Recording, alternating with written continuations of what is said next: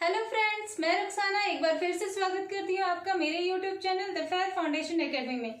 चलिए स्टार्ट करते हैं हमारे आज की क्लास को। और आज हम पढ़ने जा रहे हैं झारखंड के प्रमुख लोक नृत्य को। फ्रेंड्स, आज हम झारखंड के प्रमुख लोक नृत्यों को देखेंगे कि कौन कौन से हैं झारखंड में प्रमुख लोक नृत्य, इसमें किस प्रकार से इस नृत्य को किया जाता है, इसकी क्या क्या विशेषताएं हैं। चलिए देखते हैं।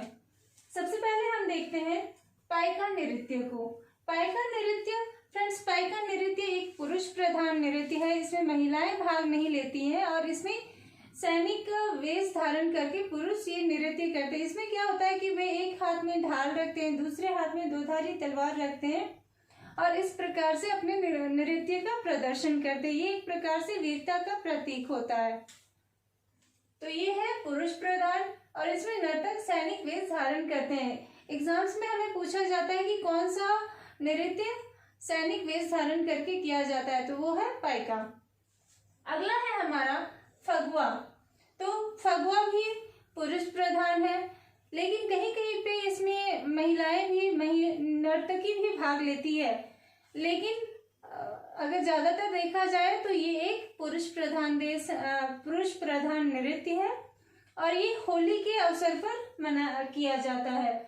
ये जो फगुआ नृत्य है पुरुष प्रधान है और होली के अवसर पर किया जाता है। अगला है हमारा डमकच।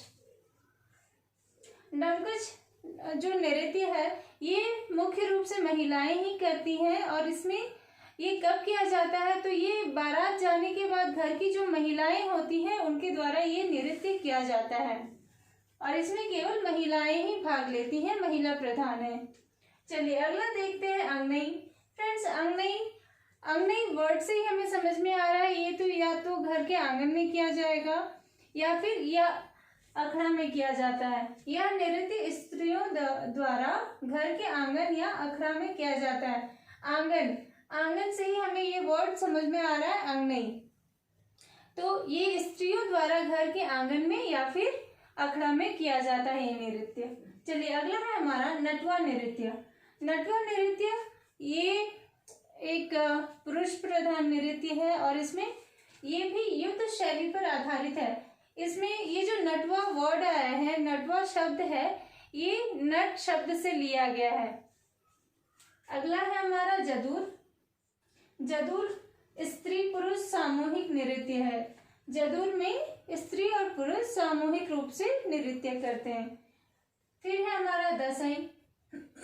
दसई दशहरे के अवसर पर मनाया जाता है। दसई जो नृत्य है ये दशहरे के अवसर पर किया जाता है। दशहरा जो 9 दिन का है उन 9 दिनों में ये नृत्य किया जाता है। फ्रेंड्स, पहले महिलाएं इस नृत्य में भाग लेती थी और वाद्य बजाने का काम पुरुष करते थे, लेकिन समय के साथ ये बदलता गया और अब ये पुरुष प्रधान हो गया। इसमें केवल पुरुष ही भाग लेते हैं और इसकी एक मुख्य विशेषता ये है कि इसमें पुरुष महिलाओं के वेश में आभूषण धारण करके इस नृत्य को करते हैं। चलिए अगला देखते हैं बाहा नृत्य। तो फागुन महीने में बाहा पर्व सरहुल के उपलक्ष्य में मनाया जाता है। सरहुल को ही बाहा पर्व कहा जाता है। तो बाहा जो नृत्य है ये बाहा पर्व यानी कि सरहुल के उपलक्ष्य में किया जाता है। जब सरहुल का त्योहार मनाया जाता है तभी ये नृत्य भी किया जाता है। कौन सा? बाहा नृत्य। अगला है फ्रेंड्स दोंगड़े। तो दोंगड़े क्या है? ये एक पुरुष प्रधान है और सामूहिक रूप से शिकार के अवसर पर किया जाता है। ये एक पुरुष प्रधान नृत्य है और इसको कब किया जाता है? तो ये सामूहिक रूप से शिकार के अवसर पर इस नृत्य को किया जाता है। अगला है हेरो नृत्य। तो यह नृत्य कब किया जाता है? यह नृत्य धान बोने के उपलक्ष्य में किया जाता है। जब धान बोते हैं तो उसकी समाप्ति के उपरांत ये नृत्य संपन्न किया जाता है। इसमें स्त्री पुरुष सम्मिलित रूप से ये नृत्य करते हैं। उन्हें एक खुशी होती है कि आज हमारा धान बोने का काम जो है पूर्ण हो गया, तो उस खुशी के उपलक्ष्य में ये नृत्य करते हैं और स्त्री पुरुष सामूहिक रूप से इस नृत्य में भाग लेते हैं। अगला है नोमनामा।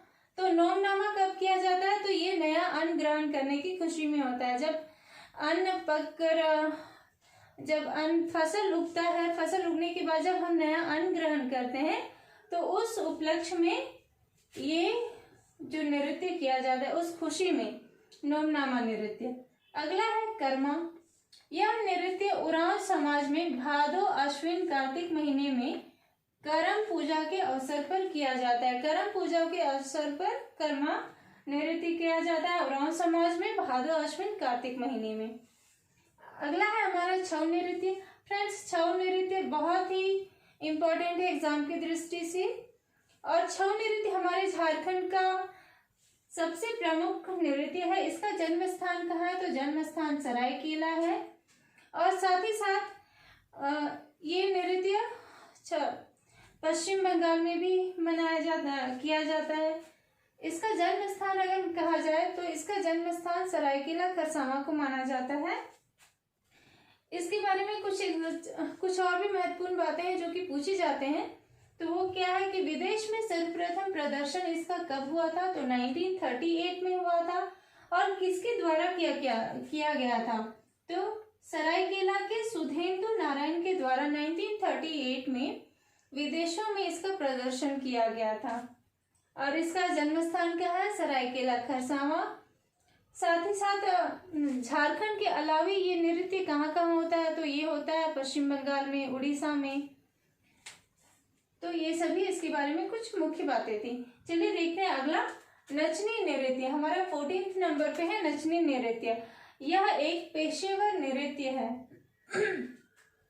यह एक पेशेवर नृत्य है। इसमें क्या होता है कि इसमें जो नर्तकी होती है वो बहुत सुसज्जित रूप से श्रृंगार करती हैं, और ये एक पेशेवर नृत्य है।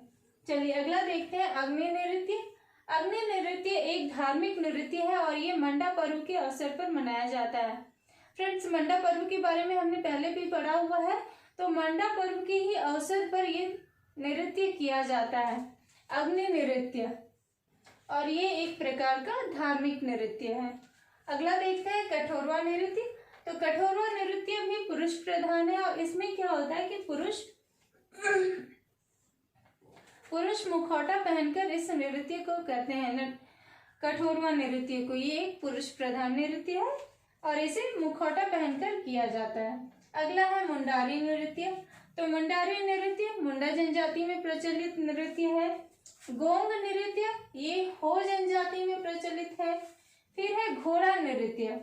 फ्रेंड्स, यह नृत्य मेले और बारात के स्वागत के समय किया जाता है। घोड़ा नृत्य, आप लोगों में से बहुत से लोग ऐसे होंगे जो कि मेले या फिर बारात के अवसर पर देखा होगा कि बारात के स्वागत के समय या फिर बहुत से मेले में हमने देखा है ये घोड़ा नृत्य। जो नर्तक होता है वो घोड़े के रूप में तैयार होता है, उसे अच्छे से सजाया जाता है और एक नृत्य प्रदर्शन होता है। तो घोड़ा नृत्य हमें मुख्य रूप से मेले में और बारात के स्वागत के समय देखने को मिलता है।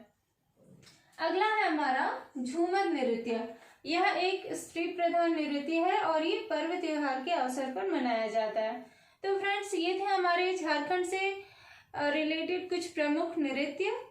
अगली क्लास में हम मिलेंगे एक और नए टॉपिक के साथ। तब तक के लिए अलविदा चाहती हूँ। और उससे पहले फ्रेंड्स, अगर आप लोगों को मेरा ये क्लास अच्छा लगा तो प्लीज़ लाइक और शेयर ज़रूर करें, और अगर आप मेरे चैनल में नए हैं तो प्लीज़ सब्सक्राइब करना ना भूलें। चलिए मिलती हूँ अगले क्लास में एक नए टॉपिक के साथ। तब तक के लिए अलविदा। Thank you.